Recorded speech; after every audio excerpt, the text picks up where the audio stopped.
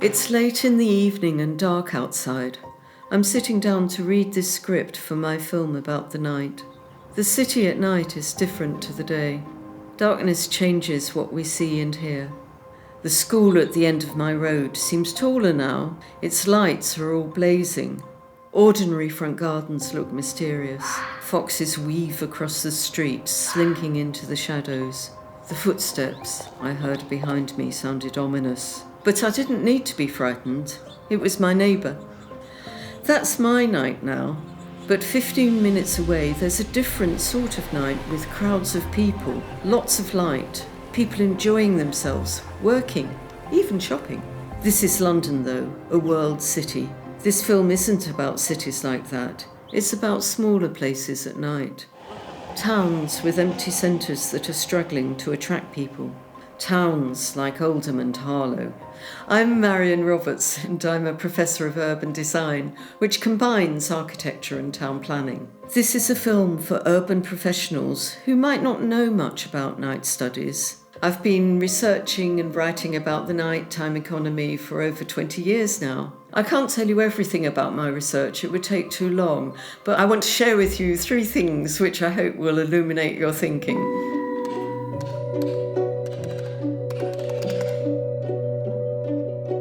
To begin with, we need to think about why people go out at night. What do they do? What do they want to do?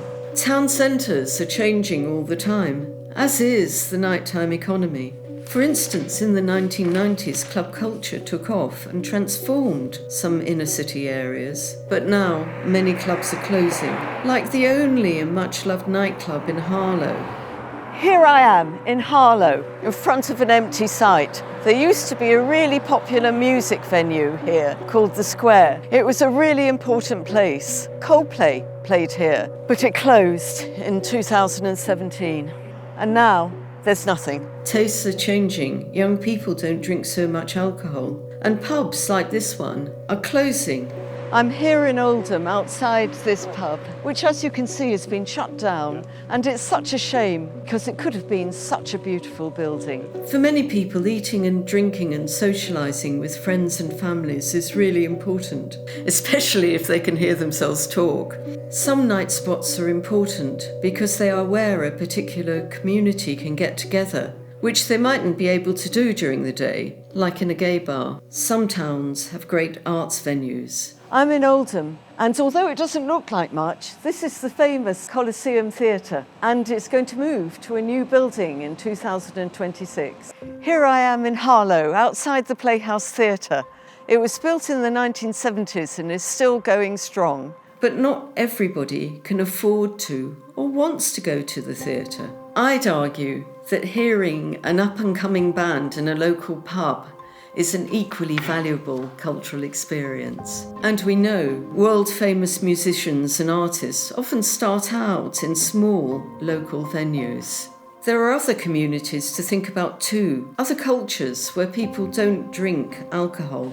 I'm in Oldham, outside a chai tea cafe, and it's great that places like this exist that aren't dependent on alcohol sales and have a wider clientele. This is only scratching the surface of night cultures and how they might serve people at different life stages, from different ethnicities, genders, income. There are a lot of possibilities, but you have to start from what is there and build on that.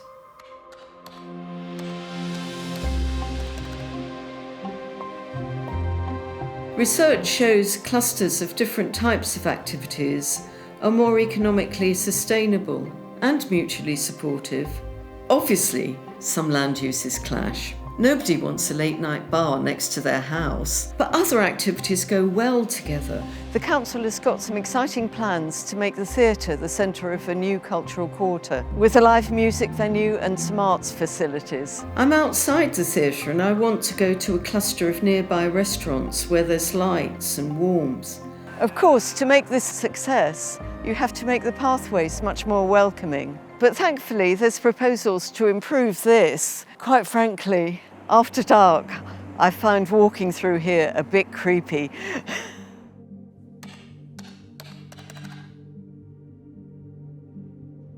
Lighting is so critical for making pathways feel safe and welcoming when it's dark.